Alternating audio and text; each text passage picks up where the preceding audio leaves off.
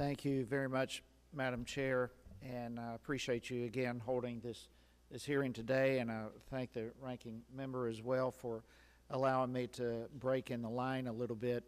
It's been a great honor for me the last couple of Congresses to introduce the Preserving America's Battlefield Act, and Mr. Lighthouser, I want to thank you for your support, and the American Battlefield Trust has been just invaluable, and I deeply appreciate your involvement with that.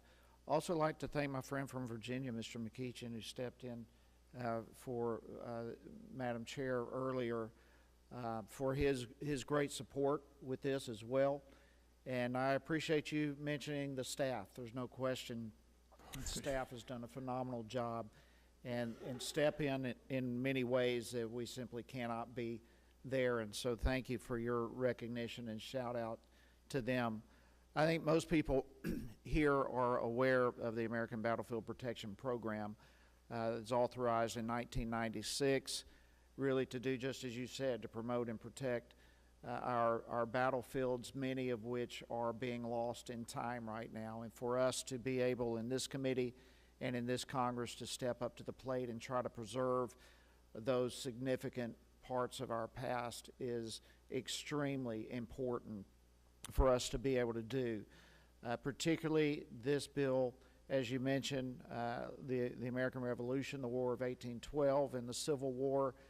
I think it's stunning for people to look into this and discover just how many of these battlefields are disappearing right under our nose. And the fact that the trust has been involved to prevent that from disappearing in our history is significant. I believe you mentioned some 50,000 acres, 24 states, and you know that's a huge step forward. And I know 180 acres in my own state, my own district of Kettle Creek, has been preserved a couple of years ago. And I mean, this is the only major patriot victory in the state of Georgia during the Revolutionary War, and it's important to us and important to our nation to preserve this.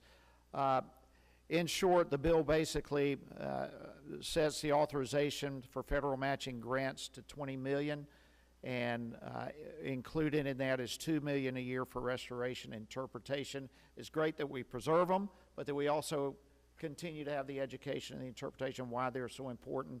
I love the way you describe these as outdoor classrooms. This program has been extremely successful. It has had bipartisan support.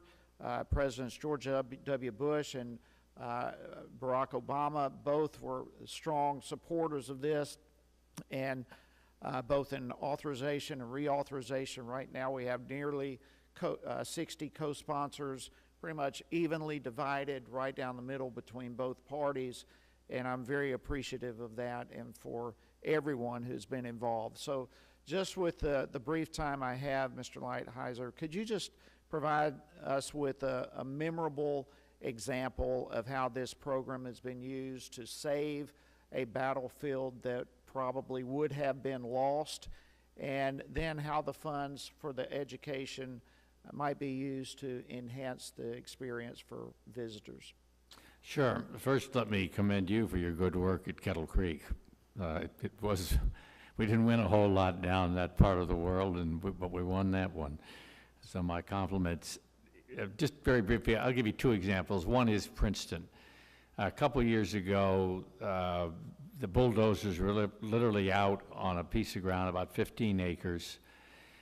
I mean, literally they were scraping it, destroying it. And it was where George Washington led the countercharge in the first time the Americans beat the regular British Army. It's a huge point of American history. Some of the first Marines fatalities were on that ground. It ended up being a $4 million transaction for 15 acres, but about $500,000 came from this program, and we couldn't have done it without it. The other one is Slaughter Pen Farm, Civil War, Battle of Fredericksburg.